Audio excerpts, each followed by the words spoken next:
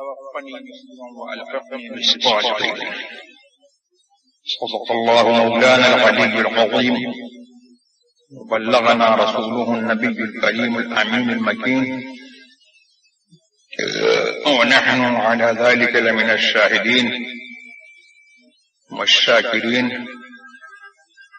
الحمد لله رب العالمين. یہاں پر الحمدللہ سب اردو اسپیکنگ اور اردو سمجھنے والے بیٹھے ہوئے ہیں. پھر بھی مجھ سے میرے عزیز بلال مکی نے کہا کہ میں کچھ تھوڑی دیر انگریزی میں بول دوں.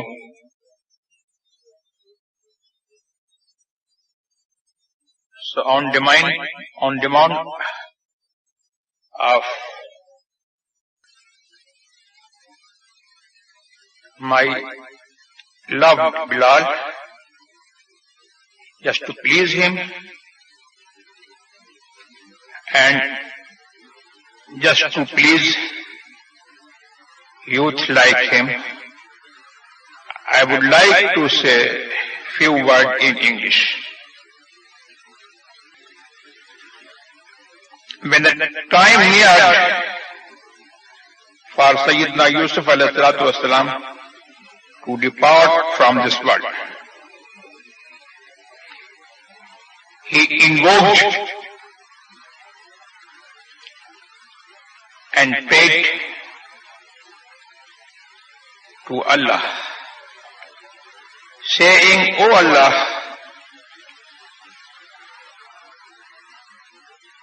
make me pass from this world as a Muslim and keep me with the pious people and keep me with the people who are very close to you."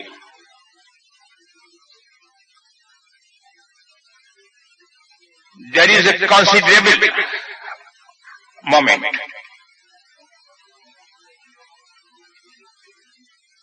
I would like to put a question to you.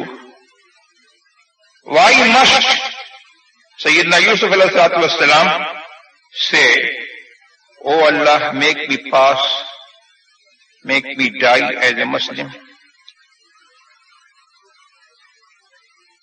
And why must he request to keep him with the pious people?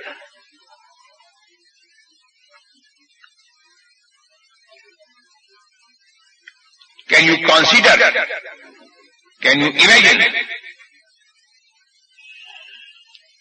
that a Nabi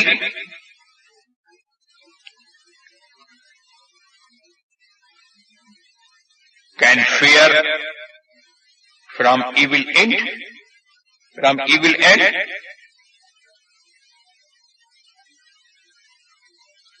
I think there is no Muslim who can imagine and who can consider a Nabi in this manner.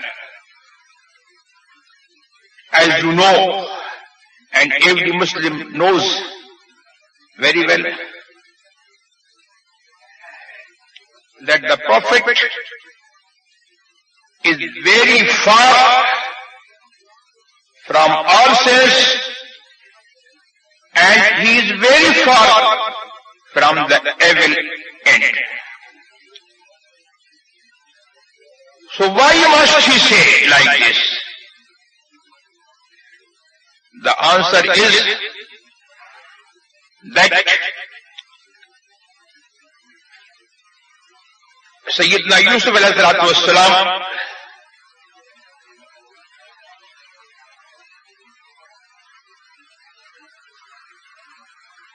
said like this and made a statement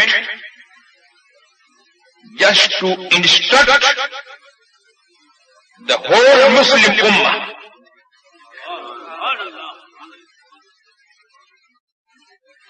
And just to guide you how to live and what to do when a Muslim is passing from this world.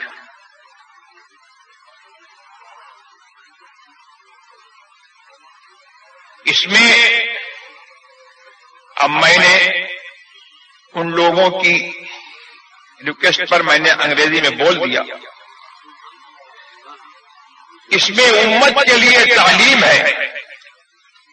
کیوں سیدنا یوسف علیہ نبینا والصلاۃ والتسلیم نے یہ دعا کی کہ اللہ مجھ کو مسلمان اٹھا اور مجھ کو نیکوں کے ساتھ رکھ.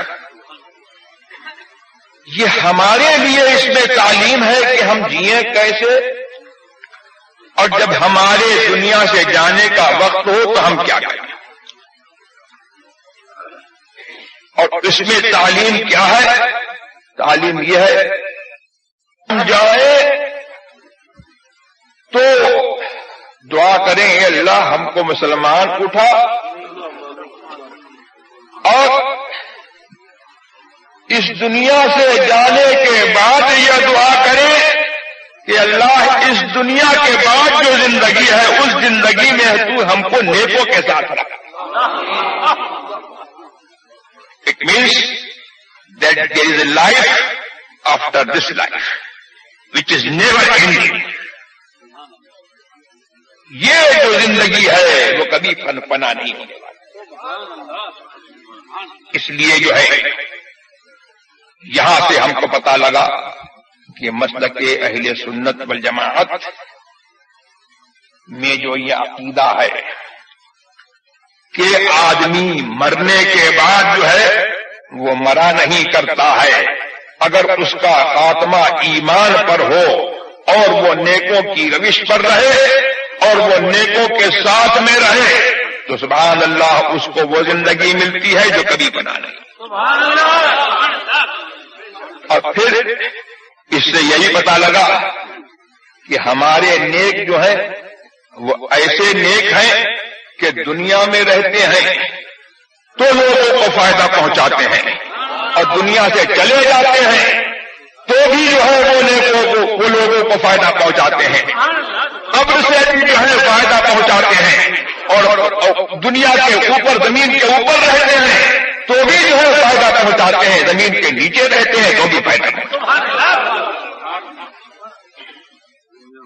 حضرت سیدنا موسیٰ علیہ نبینا والصلاۃ والتسلیم نے, میں زیادہ تفصیل میں نہیں بولوں گا, بخاری شریف میں یہ حدیث ہے کہ حضرت سیدنا موسیٰ علیہ نبینا والصلاۃ والتسلیم نے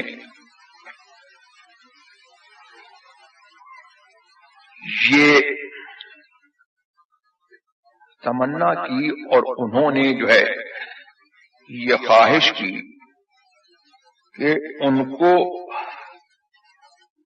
ارض مقدسہ میں پاک زمین میں بیت المقدس کی زمین میں ان کو دفن کیا جائے. تو امام بخاری نے باب ہی یہ باندھا, باب من احب ان یدفن فی الارض المقدسہ.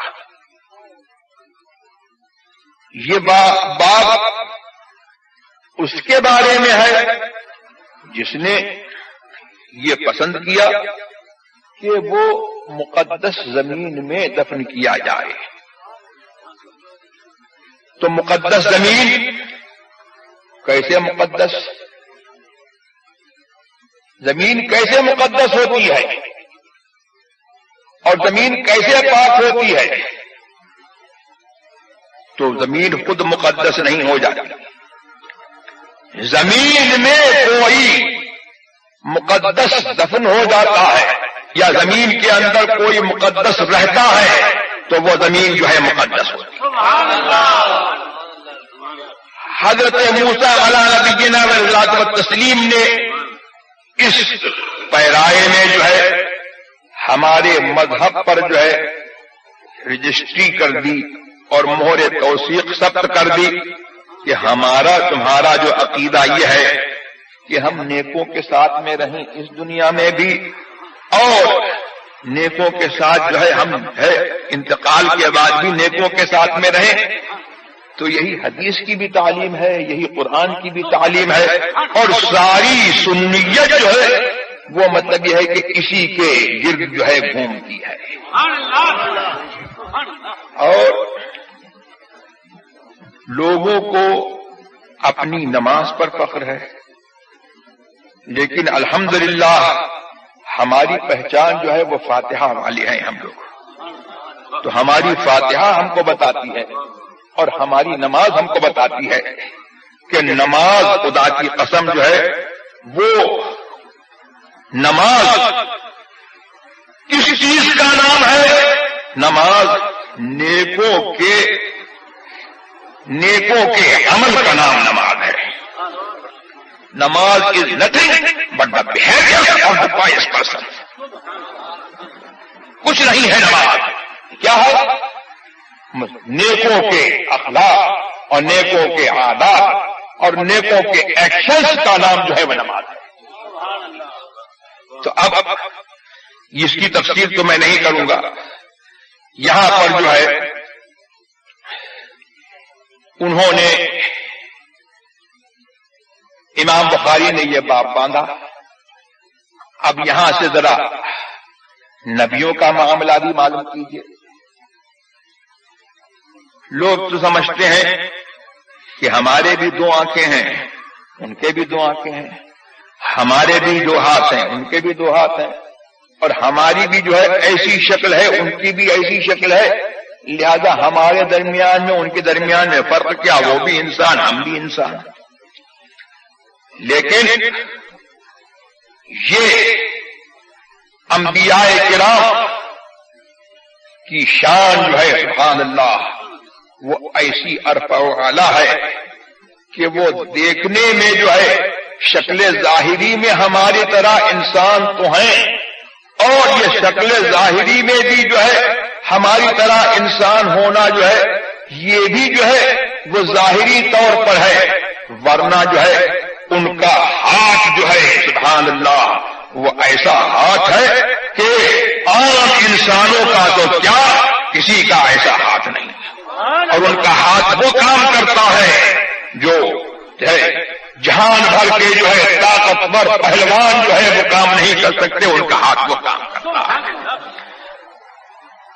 اب واقعہ یہ ہے کہ جب حضرت موسیٰ علیہ نبینا والصلاۃ والتسلیم کا آخری وقت ہوا, یہ فرشتے کے جو فرشتہ روح قبض کرنے پر مقرر ہے اس کے صحیفہ اعمال میں لکھا تھا کہ موسیٰ علیہ السلام کی اتنی عمر ہے.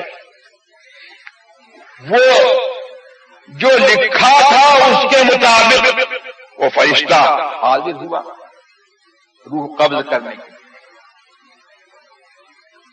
اب یہاں پر جو ہے جملہ معترضہ کے طور پر جو ہے ہاتھ کی بات تو بعد میں آئے گی, علم کی بات جو ہے لے لیجیے.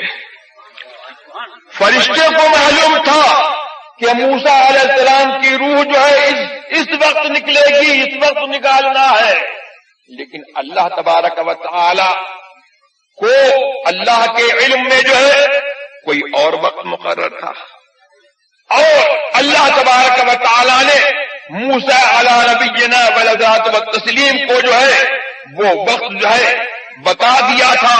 اسی لیے تو حضرت موسیٰ علیہ نبینا والصلاۃ والتسلیم کے پاس جب فرشتہ آیا تو موسیٰ کو جلال آ گیا, اور انہوں نے جو ہے ایک ہاتھ مارا, اور یہ ہاتھ جو ہے بظاہر انسان کا ہاتھ ہے, فرشتے کی آنکھ پر پڑا تو ان کی آنکھ جو ہے باہر نکل آئی. تو اب کہتے ہیں وہ فرشتہ کہتا ہے اے اللہ تو نے مجھے ایسے بندے کی طرف بھیجا جو مرنا نہیں چاہتا. اب میں پوچھتا ہوں کہ یہ ہاتھ کی بات ہوئی اور وہ علم کی بات ہوئی کہ فرشتے کو جو ہے ابھی جو ہے فرشتے کو معلوم ہے کہ اس وقت جو ہے ان کو موت آئے گی، لیکن موسیٰ علیہ نبینا صلاۃ و تسلیم کو جو ہے اللہ تبارک و تعالیٰ نے جو ہے کوئی اور وقت بتایا. اگر فرشتے کے علم میں جو ہے یہی ہوتا اور جو ہے تو وہی مقرر ہوتا تو یہ ہو ہی نہیں سکتا تھا کہ حضرت موسیٰ کو جو ہے کوئی مہلت مل جاتی.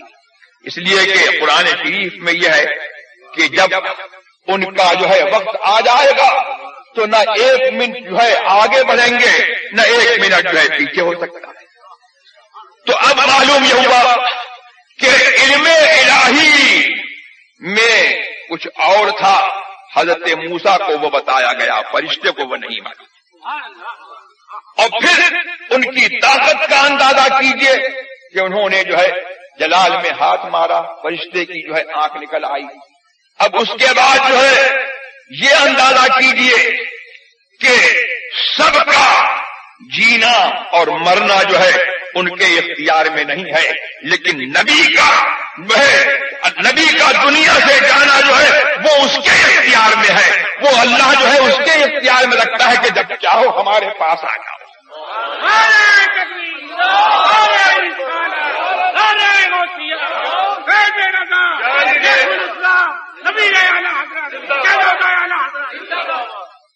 اب ان سے جو ہے اللہ تبارک تعالیٰ نے فرشتے سے کہا کہ موسیٰ علیہ السلام سے یہ پوچھو کہ کیا آپ کو دنیا میں رہنا ہے، زندگی آپ چاہتے ہیں؟ تو اگر ایسا ہے تو ان سے کہہ دو کہ اپنا ہاتھ وہ اپنے بیل کی پیٹھ پر رکھ دیں، اپنا ہاتھ اپنے بیل کی پیٹھ پر رکھ دیں. جتنے بال ان کے ہاتھ کے نیچے آ جائیں گے اتنی عمر میں نے موسیٰ کی بڑھا دوں گا، اتنی عمر میں نے موسیٰ علیہ السلام کی بڑھا دی. موسیٰ علیہ السلام نے پوچھا کہ پھر کیا ہوگا؟ تو فرشتے نے کہا کہ موت آئے گی. تو اب موسیٰ علیہ السلام نے فرمایا کہ جب موت آئے گی تو ابھی آ جائے. اب پھر وہ جو ہے مقام تیہ میں تھے، انہوں نے جو ہے تمنا کی کہ موت آنا ہے تو مجھے ارض مقدسہ سے بیت المقدس سے مجھ کو قریب کر دیا جائے. تو اگر نیکوں کا کوئی فائدہ نہ ہوتا اور آدمی جو ہے مر کے مٹی میں مل جاتا تو موسیٰ علیہ السلام نے جو ہے یہ تمنا کہے ہوئی. معلوم یہ ہوا کہ نیکوں کا قرب جو ہے وہ موت کے بعد بھی کام اور نیکوں کا تصرف جو ہے وہ جیسے اس دنیا میں ہوتا ہے ویسے ہی موت کے بعد بھی جو ہے ان کا تصرف ہوتا ہے. تو پھر انہوں نے تمنا کی، فوراً کے فوراً جو ہے وہ اس ارض مقدسہ سے قریب ہو گئے تو دیکھا کہ ایک بھیڑ لگی ہوئی ہے. بظاہر وہ لوگ تھے لیکن یہ فرشتے تھے، فرشتے حاضر ہیں اور ایک قبر جو ہے وہاں پر تیار ہے. انہوں نے کہا کہ یہ کس کی قبر ہے؟ کہا کہ جو پسند کر لے. تو کہا کہ اچھا مجھے اس میں لیٹنے دو، دیکھوں میرے سائز کی ہے. لیٹے، دیکھا کہ ان کے سائز کی ہے تو اجازت دی کہ روح قبض کرو. تو یہ ہے نبیوں کا اختیار ہے. اور یہاں سے جو ہے یہ بھی پتا لگا، یہ ایک کوشچن جو ہے اٹھتا ہے کہ موت کا ایک وقت مقرر ہے، اس وقت پر فرشتہ آئے گا اور اس وقت سے 1 منٹ ادھر 1 منٹ ادھر نہیں ہو سکتا. تو پتہ یہ لگا کہ اللہ تبارک و تعالی کچھ باتیں جو ہے وہ فرشتوں کو بتاتا ہے، وہ ان کے صحیفہ اعمال میں جو ہے لکھی جاتی ہے، اور کچھ باتیں اللہ تبارک و تعالی جو ہے وہ خود جانتا ہے، اب جس مخصوص بندے کو چاہتا ہے وہ بتا دیتا ہے. اور پھر جو ہے اللہ تبارک و تعالی کی قضا جو ہے وہ کئی قسم کی ہے. ایک تو یہ ہے کہ قضائے مبرم علم الہی میں پہلے سے جو ہے مقرر ہو گیا کہ یہ ہوگا، ایبسولوٹلی ہوگا اور انکنڈیشنلی ہے، تو پھر مطلب ہے کہ وہ ہو کر کے رہے گا. اور ایک قضا ایسی ہوتی ہے کہ جو معلق ہوتی ہے، یعنی اگر ایسا ہوگا تو ایسا ہوگا، اور اگر ایسا ہوگا تو ایسا ہوگا، ایسا نہیں ہوگا تو ایسا نہیں ہوگا. یہ قضا مشروط ہوتی ہے. اور یہ بھی جو ہے وہ فرشتوں کو جو ہے کہ صحیفہ اعمال میں لکھی جاتی ہے. اور ایک قضا ہوتی ہے کہ علم الہی میں تو وہ جو ہے معلق ہے، لیکن فرشتوں کو جو ہے اس کے معلق ہونے کا حکم نہیں ہوتا. تو فرشتے جو ہے وہ اپنے اس حساب سے جو ہے وہ جاتے ہیں. اب یہاں پر جو ہے معاملہ یہی ہے کہ صحیفہ اعمال میں یہی لکھا ہوا تھا، فرشتے کو اس کا علم نہیں تھا، لیکن اللہ کو علم تھا، اور اللہ نے جو ہے حضرت موسیٰ کو بھی جو ہے یہ علم دے دیا تھا کہ ابھی تمہارا وقت نہیں آیا ہے، ابھی تمہارا وقت نہیں آیا ہے. لہذا اللہ تبارک و تعالیٰ نے جو ہے ان کے منصب کے لحاظ سے ان کو یہ اختیار دیا کہ چاہو تو اس دنیا میں رہو اور چاہے تو چاہو تو ہمارے پاس آ جاؤ. تو یہ ہے انبیاء کی شان.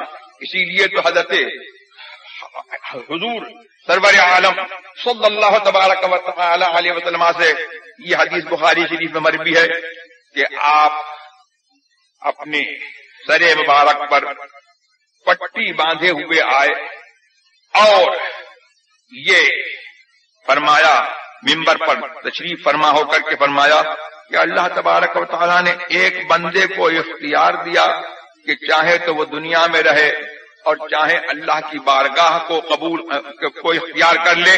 تو اس نے اللہ کی بارگاہ کو اختیار کیا. ابو سعید خدری کہتے ہیں کہ ابو بکر یہ سن کر کے حضرت ابو بکر رونے لگے. تو حضرت ابو سعید خدری کہتے ہیں کہ ہم نے کہا کہ اس میں کیا رونے کی بات ہے کہ ایک بندے کو اللہ نے اختیار دیا، اس نے دنیا کو چھوڑ کر کے اللہ کی بارگاہ کو اختیار کیا. تو کہتے ہیں کہ اس کے بعد حضور سرور عالم صلی اللہ تبارک و تعالی علیہ وسلم کی وفات ہو گئی. تو ہم نے یہ سمجھ لیا کہ ابو بکر جو ہے ہم سب سے زیادہ نبوت کے راز کو سمجھنے والے، جاننے والے. یہ پتہ لگا کہ انبیاء کا معاملہ جو ہے وہ عام انسانوں سے جو ہے وہ الگ ہے. ان کی جو ہے موت اور ان کی زیست جو ہے اللہ تبارک و تعالیٰ نے ان کے اختیار میں رکھی ہے. اور ہمارا معاملہ یہ ہے کہ اپنی خوشی نہ آئے نہ اپنی خوشی چلے، اور اللہ لائی حیات آئے قضا لے چلی چلے. تو اہل سنت والجماعت کا مسلک یہی ہے کہ نیکوں کے ساتھ جو ہے نیکوں کے اخلاق، نیکوں کے عادات اور نیکوں کی روش اور ان کے اطوار کو آدمی اپنائے. نیکوں کے ساتھ رہنے کا مطلب یہ ہے. اور ہم کو جو ہے پیرائے دعا کے پیرائے میں بھی جو ہے یہی بتایا گیا، اور نماز وغیرہ جو ہے یہ سب جو ہے جن کو جو ہے نیکوں کی صحبت سے جو ہے ذرا سا فہم جو ہے دین کا ملا ہوا ہے، وہ یہ خوب سمجھتے ہیں کہ نماز ہو یا کوئی عبادت ہو یا کوئی اچھائی ہو، وہ سب کا سب جو ہے وہ نیکوں کی روش ہی کا نام ہے. اور نیکوں کی روش کے علاوہ جو ہے اگر کوئی چیز ہے تو وہ ہرگز نیکی نہیں ہے۔ اللہ تبارک و تعالیٰ کی بارگاہ میں جو ہے جو چیز پہنچانے والی ہے وہ انہی نیکوں کے عادات ہے۔ ہاں اسی لیے تو دیکھیے ہم فاتحہ والے ہیں، اب میں ذرا سا یہی تفسیر کر دوں کہ فاتحہ والے ہیں تو فاتحہ ہم پڑھتے ہیں ایاک نعبد و ایاک نستعین، اے اللہ ہم تجھی کو پوجیں اور تیری ہی مدد چاہیں۔ تو میں یہ پوچھتا ہوں کہ یہ کیوں نہیں کہلوایا گیا کہ اے اللہ میں تجھی کو پوجوں اور میں تیری ہی مدد چاہوں؟ یہ کیوں کہلوایا گیا کہ ہم تجھی کو پوجیں ہم تیری ہی مدد چاہیں؟ آپ خوب سمجھتے ہیں کہ میں جو ہے تنہا ایک واحد متکلم کے لیے ہے اور ہم یہ جمع متکلم کے لیے ہے، تو ہم سے جو ہے یہاں پر جو ہے جماعت میں اقرار کیوں کیا جاتا ہے؟ اب جو ہے جماعت والوں کے لیے بھی جو ہے بہت ساری جماعتیں ہیں یہاں پر، ہاں وہ بھی جو ہے ان کے لیے بھی لمحہ فکریہ ہے، اور ہم اہل سنت والجماعت کے لیے بھی لمحہ فکریہ ہے کہ جماعت میں کیوں اقرار کروایا جا رہا ہے، جماعت میں اقرار کیوں کروایا جا رہا ہے۔ کیا آپ کو یہ اختیار ہے کہ آپ جو ہے اس اقرار کو، یہ جو اقرار کا صیغہ ہے اور جو اقرار کا جملہ ہے آپ بدل دیں اور کہیں ایاک نعبد؟ نہیں، میں کہوں گا ایاک اعبد، اور ایاک نستعین نہیں۔ وہ کہتا ہے کہ ہم کہیں گے ایاک نستعین، تو بدلنے والا بدل جائے گا، اقرار کو بدلے گا تو بدل جائے گا۔ کیا مطلب بدل جائے گا؟ جو قرآن بدلے گا مسلمان نہیں رہے گا، قرآن بدلے گا تو مسلمان نہیں رہے گا۔ تو مطلب یہ ہوا کہ وہی کہو جو قرآن کہلوا رہا ہے وہی کہو۔ اب جب قرآن کہلوا رہا ہے وہی کہو تو اس لفظ کا کوئی میننگ ہے، اس کا کوئی معنی ہے؟ اگر اس کو سمجھے بغیر کہہ رہا ہے تو پھر، اگر سمجھے بغیر کہہ رہا ہے تو پھر مطلب ہے کہ جب بھی جو ہے بات جو ہے گڑبڑ ہے، اور اگر سمجھ کر کے کہہ رہا ہے کہ ہم جو ہے ہم سے یہ کہلوایا گیا ہے کہ ہم جماعت کے ساتھ یہ اقرار کریں کہ ہم تجھی کو پوجیں اور تجھی کو تیری ہی مدد چاہیں، تو اس میں کیا حکمت ہے؟ اس میں حکمت یہ ہے کہ جو وسیلے کے منکر ہیں، تبرک کے منکر ہیں، برکت کے منکر ہیں، اس میں حکمت یہ ہے کہ تمہارا اقرار، تمہارا تنہا اقرار جو ہے وہ کوئی حیثیت نہیں رکھتا ہے، نیکوں کو ساتھ میں لے لو، ان کے وسیلے سے جو ہے۔ میں پوچھتا ہوں کہ یہ تو ہوا نماز کا معاملہ، یہ قیام کا معاملہ ہوا۔ اب آپ رکوع میں بیٹھے، التحیات للہ والصلوات والطیبات، تمام تحیتیں، تعریفیں اللہ کے لیے، والصلوات بدنی عبادتیں، اور والطیبات اور مالی عبادتیں، سب اللہ کے لیے۔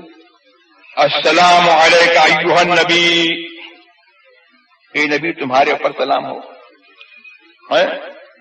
تو بھائی نماز کس کی ہے؟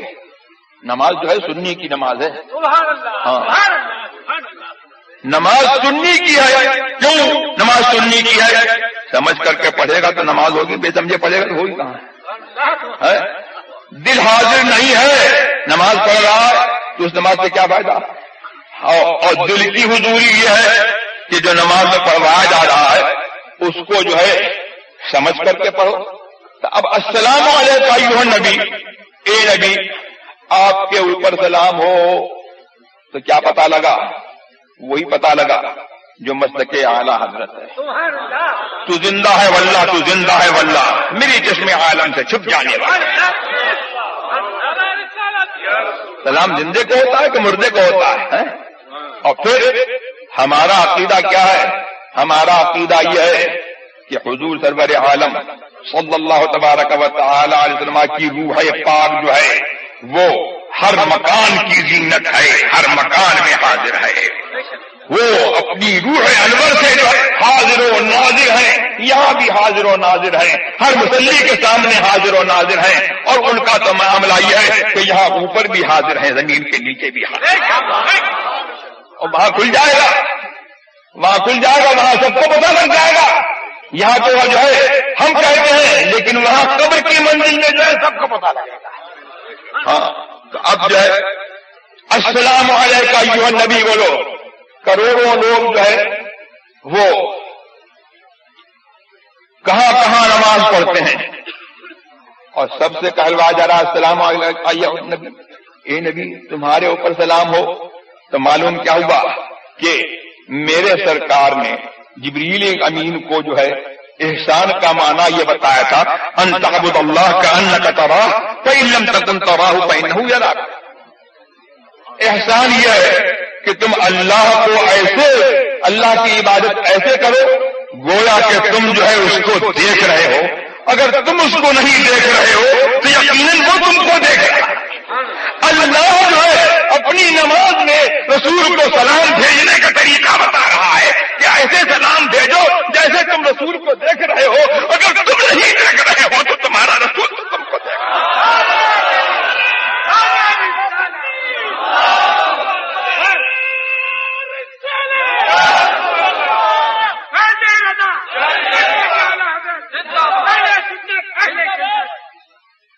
اب پھر یہ اگر اس میں سے یہ نکال دو تو نماز ناقص، اور نماز میں پڑھو تو اس عقیدے کے ساتھ پڑھو گے تو ہوگی نماز، نہیں تو نہیں ہوگی۔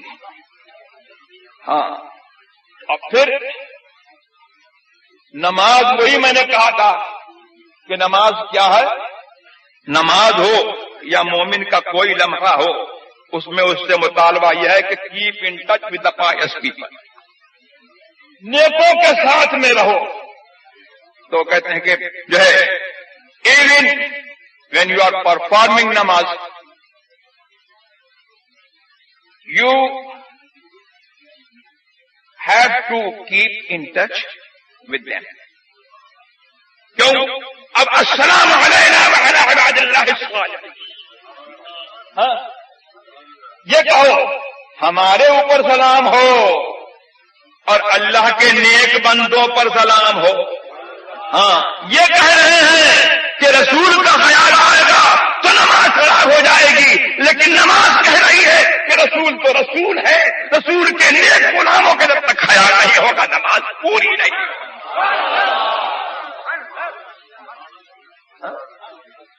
اب پھر میں یہ پوچھتا ہوں ذرا سا ایک نازک نقطہ جو ہے یہ مجھے بتا دو، پھر میں بات ختم کرتا ہوں کہ السلام علینا وعلی عباد اللہ الصالحین، ہمارے اوپر سلام ہو۔ معراج میں اللہ نے فرمایا السلام علیکہ ایھا النبی، وہی جو ہے ہم کو حکم ہوا کہ ہم کہیں۔ سرکار نے کیا جواب دیا تھا؟ السلام علینا وعلی عباد اللہ الصالحین، ہمارے اوپر سلام ہو اور اللہ کے نیک بندوں پر سلام ہو۔ تو یہاں پر جو ہے عطف آتا ہے کاہے کے لیے؟ مغایرت کے لیے، یعنی معطوف اور معطوف علیہ میں جو ہے مغایرت ضروری ہے، یعنی دونوں چیزیں جو ہیں ایک دوسرے کی غیر ہوں۔ زید اور عمر، ہم کہتے ہیں زید اور عمر، تو اور حرف عطف ہے، اور عمر جو ہے معطوف ہے، زید معطوف علیہ ہے، تو دونوں کا ایک دوسرے کا غیر ہونا ضروری ہے، اور زید اور زید یہ کوئی مطلب ہی نہیں رکھتا ہے۔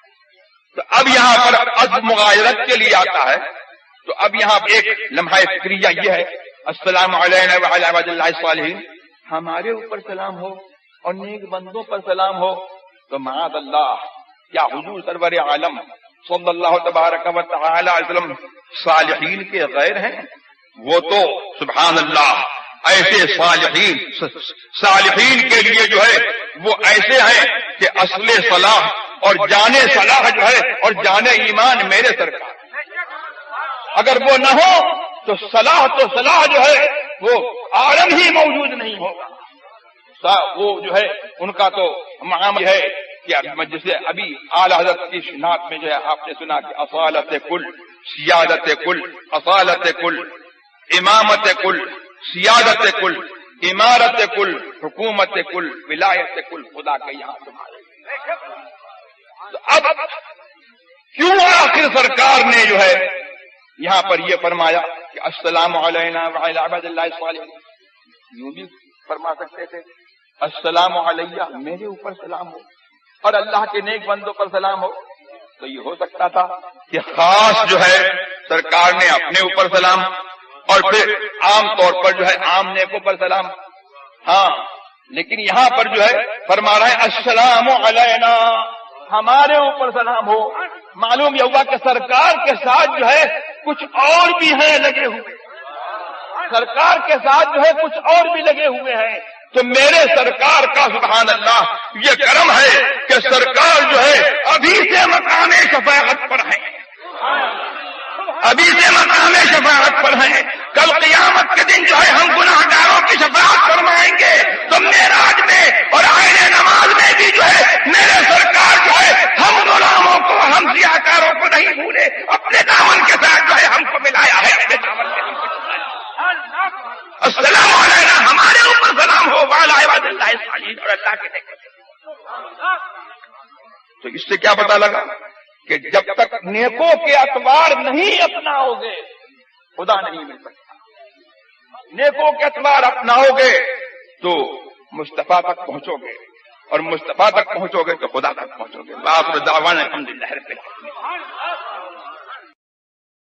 سامعین کرام، ٹی وی اور ریڈیو سے مسلمانوں کو جو ناقابل تلافی نقصان پہنچ رہا ہے وہ ہر ایک کو اچھی طرح معلوم ہے۔ معاشیات کے میدان میں مسلمان پہلے ہی شکست کھا چکے ہیں، دیگر قوموں سے پیچھے ہیں، مگر اطمینان یوں تھا کہ کچھ ہے نہیں ہے، ایمان تو سلامت ہے، مگر اب ٹی وی ریڈیو کی وجہ سے اسلام و ایمان بھی خطرے میں پڑ گیا ہے۔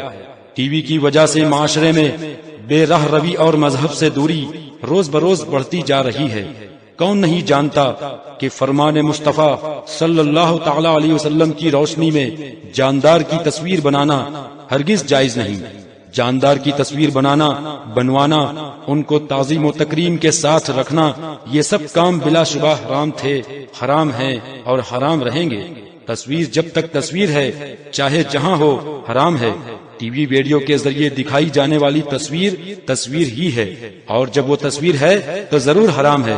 دوسری بات یہ کہ ٹی وی ریڈیو وغیرہ اخلاق کو اس قدر خراب کرنے والی چیزیں ہیں کہ ان سے زیادہ خطرناک شاید ہی کوئی چیز ہو۔ ٹی وی اور ریڈیو لہو و لعب کا آلہ اور سامان ہے، اور شریعت میں لہو و لعب جائز نہیں۔ ان میں ایسے مناظر اور سین دکھائے جاتے ہیں کہ اللہ کی پناہ، کوئی حجاب نہیں، کوئی حیا نہیں، اور یہاں تصویریں، ناچ گانے، بیہودہ ڈرامے، بھجن، پوجا پاٹ اور کفر و شرک پر مبنی سینکڑوں گیت اور کہانیاں ٹی وی اور ریڈیو میں دکھائی جاتی ہیں، اور یہ تمام چیزیں بلا شبہ ناجائز و حرام ہیں۔ حقیقت کی نگاہ سے دیکھا جائے تو دنیا کو برباد کرنے والا، شرم و غیرت کو ختم کرنے والا، مرد عورت، بوڑھوں بچوں اور نوجوانوں کو گناہوں میں مبتلا کرنے والا، ڈاکو چور بدماش بنانے والا سب سے بڑا ذمہ دار یہی ٹی وی اور ریڈیو ہی ہے۔ دراصل یہ ایک چھوٹا سینما ہے۔ بڑا سینما کبھی کبھار دیکھا جاتا تھا، اور یہ ہر روز گھروں میں بار بار دیکھا جاتا ہے۔ ٹی وی اور ریڈیو کو اگر بے حیائی کی تعلیم کا ایک ملعون مدرسہ کہا جائے جس کا صدر مدرس شیطان لعین ہے تو غلط نہ ہوگا۔ اب اس کے بارے میں کسی مسلمان کو جس میں تھوڑی سی بھی غیرت ایمانی ہو یہ پوچھنے کی حاجت رہ جاتی ہے کہ یہ جائز ہے یا ناجائز۔ ٹی وی اور ریڈیو اس زمانے کے وہ عظیم فتنہ ہیں جن کی مخالفت کرنا ہر صاحب عقل و دانش پر لازم و ضروری ہے۔ جو لوگ یہ کہتے ہیں کہ ٹی وی اور ریڈیو آئینے کی مثل ہیں، اس لیے اس پر جائز مناظر دیکھے جا سکتے ہیں، وہ دراصل غلط فہمی کا شکار ہیں۔ اس تعلق سے حضور تاج الشریعہ حضرت علامہ مفتی محمد اختر رضا خان ازہری مد ظلہ العالی کی گراں قدر تحقیق اور فتویٰ پر مشتمل نہایت اہم کتاب ٹی وی اور ریڈیو کا آپریشن پاکستان سے چھپ کر منظر عام پر آ چکی ہے۔ اس کتاب میں آپ نے مضبوط دلائل کے ساتھ ثابت فرمایا ہے کہ ٹی وی کے شیشے پر نظر آنے والی تصویریں یقیناً تصویریں ہی ہیں جو بحکم احادیث کریمہ حرام و ناجائز ہیں۔ ٹی وی میں نظر آنے والے عکس کو آئینہ کے عکس پر قیاس کرنا ہرگز صحیح نہیں، بلکہ قیاس مال فارق اور عظیم فکری مغالطہ ہے۔ آئینہ کے عکس کا جواز تو سید عالم صلی اللہ تعالی علیہ وسلم کے زمانہ مبارک سے جاری، اور خود نبی اکرم صلی اللہ تعالی علیہ وسلم سے آئینے کا استعمال ثابت ہے۔ اس میں نہ کسی قیاس کو دخل، نہ کسی دلیل کی حاجت، اور تصاویر سازی کی حرمت منصوص ہے۔ حدیث پاک میں جاندار کی تصویر سازی حرام فرمائی، تصویر سازی کے طریقے کو بیان نہ فرمایا، اور اس میں بظاہر یہ مصلحت کہ تصویر سازی کے طریقے ترقی کرتے رہتے ہیں۔ تصویر سازی کے آغاز سے اب تک اس کے کتنے ہی طریقے ایجاد ہو چکے، اور نہ معلوم آئندہ اور کتنے نئے نئے طریقے وجود میں آئے۔ لہذا کلام تصویر سازی میں ہے کہ وہ حرام ہے، چاہے وہ کسی بھی طریقے سے بنائی جائے، شعاؤں سے بنے، نقطوں سے بنے، ریس سے بنے، اگر نتیجے میں تصویر وجود میں آئی تو وہ کام ضرور حرام ہوگا۔ حضور تاج الشریعہ کے مذکورہ فتویٰ کی تصدیق اکابر علماء کرام و مشائخ اعظام نے کی ہے۔ تاجدار مارہرہ احسن العلماء حضرت علامہ مولانا مفتی سید شاہ مصطفیٰ حیدر حسن میاں قادری برکاتی علیہ رحمت و رضوان اس فتویٰ کی تصدیق کرتے ہوئے ارشاد فرماتے ہیں کہ اگر میں یہ کہہ دوں کہ زیر نظر فتویٰ اپنے موضوع پر حرف آخر ہے تو یہ بات میرے نزدیک مبالغہ یا بے جا حمایت اور طرفداری نہیں، بلکہ حقیقت واقعی کا کھلے دل سے اعتراف ہوگا۔ نیز حضرت علامہ مولانا محمد صالح صاحب قبلہ مدرس مدرسہ منظر اسلام بریلی شریف اس فتویٰ کی تصدیق کرتے ہوئے فرماتے ہیں کہ بے شک ٹی وی اور ویڈیو پر ذی روح کی تصویر دیکھنا دکھلانا مثل سینما حرام و بد انجام، بلکہ سینما سے زیادہ خرابیوں پر مشتمل کام ہے کہ یہ ایک قسم کی تصویر کشی اور صورت گری ہی ہے، نہ کچھ اور۔ یہ آئینہ وغیرہ کے عکس کی طرح ہرگز نہیں، کیونکہ وہ انسان کا مصور و مصنوع نہیں، اور یہ ضرور انسان کا مصور و مصنوع اور اس کے فعل کا منفعل ہے۔ سامعین کرام، مختصر یہ کہ حضور تاج الشریعہ کی مذکورہ کتاب ٹی وی اور ویڈیو کا آپریشن علم و عرفان کا ایک دریا ہے جسے پڑھ کر ذہن کے بند دریچے کھل جاتے ہیں اور حقیقت سامنے آ جاتی ہے۔ اسے پڑھنے کے بعد ہر کوئی یہ سمجھ سکتا ہے کہ ٹی وی ویڈیو میں چاہے دینی پروگرام مثلا نعت و تقاریر ہی دکھلائے جائیں حرام ہے، اسی طرح کوئی چینل نعت وغیرہ پیش کرے مثلا کیو ٹی وی وغیرہ، تب بھی اس کا دیکھنا دکھلانا ہرگز جائز نہیں۔ اسی طرح نعت و تقاریر کی وی سی ڈی بنانا، فروخت کرنا، دیکھنا دکھلانا، یہ سب کام تصویر سازی کے فتویٰ کی روشنی میں گناہ کا سبب ہیں اور جائز نہیں۔ اپنے موبائل کے کیمرے سے جاندار کی تصویریں کھینچنا یا نعتیہ پروگرام تصویروں کے ساتھ بھرنا اور دکھلانا یہ بھی حرام ہی ہیں اور گناہ کا باعث ہے۔ الغرض حضور تاج الشریعہ کی مذکورہ کتاب کی اہمیت کے پیش نظر جماعت رضائے مصطفیٰ شاہ کے مالیگاؤں نے اسے کثیر تعداد میں شائع کرنے اور پورے ملک میں عام کرنے، خصوصاً اہل سنت کے تمام مدرسوں اور دارالافتاء تک پہنچانے کا عظیم منصوبہ بنایا ہے۔ اس سلسلے میں آپ بھی دست تعاون دراز کریں اور اپنی طرف سے کچھ کاپی بک کر لیں۔ ایک کاپی 18 روپے میں دی جائے گی، جبکہ چھپی ہوئی قیمت 35 روپے ہوگی۔ اگر آپ چاہیں تو آپ کی جانب سے سنی مدرسوں میں مفت بھیج دی جائے گی۔ اس تعلق سے آپ فون یا ای میل کے ذریعے جلد از جلد رابطہ قائم کریں۔ STD code 02554، phone number 221822، mobile number 9372712242، email I D all India Jamaat Raza-e مصطفیٰ کے پہلے لیٹر یعنی AIJRM @hotmail.com۔